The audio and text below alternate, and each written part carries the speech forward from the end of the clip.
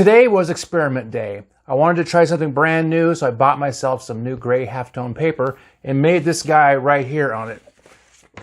He's my new dragon. I do lots and lots of dragons. I got a video on this page where I make this guy right here, so you can watch me make it. But the paper worked out pretty darn good. I bought a pad too big, so I had to cut these in half, which is nice. Now I have twice as much paper, but I like it, and I like the way this looks. Before I get to the video, though, I want you to check this guy here out. That's my hornbill. This guy hung in a gallery in Lincoln, Nebraska for a year, and it didn't sell, obviously. I still have it. But if you want to buy it, I'll sell it to you. Anyway, it's one of my favorite acrylic paintings I ever did. And I don't have a video of this because I wasn't making videos when I made this guy. But I love the way he looks. I love the composition, the colors, the fun, all that stuff. Anyway, I don't want to hold you up too much longer. Please like and subscribe. I appreciate it. And here is your video.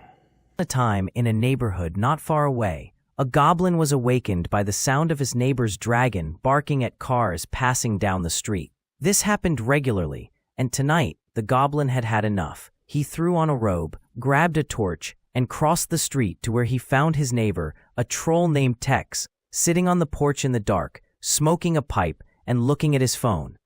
His dragon was behind the fence, lapping up some water from a bucket beside its cage. "I called the cops again," the goblin shouted to Tex.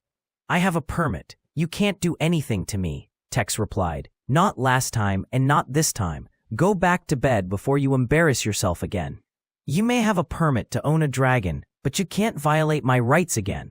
This time I made a recording and I'm going to show it to the authorities," the goblin said. His name was Ed. "The sheriff is my brother-in-law. You don't have a leg to stand on. Now be gone. I have TikTok videos to watch," Tex responded. "I contacted a lawyer, and she said that if I have video evidence, they can take that thing to the pound," Ed countered. "Who's your lawyer?" Tex asked, looking up from his phone. "None of your business," Ed replied. "She said I could shoot it if I felt it was a threat, and I find that creature very threatening." Just then, 2 law enforcement vehicles pulled up to the curb, and 5 officers got out and approached Tex. "What seems to be the problem?" the lead officer asked. His name was Joe. "That dragon, that dangerous animal, has been barking all night at every car that drives by. I can't get any sleep and I feel threatened by its very presence," Ed replied. "Has the animal made any physical attacks on you?" Joe asked. "Not yet, but it scares the crap out of me. Last week, it set fire to the very grass you're standing on. It is a menace and a threat to everyone in the neighborhood."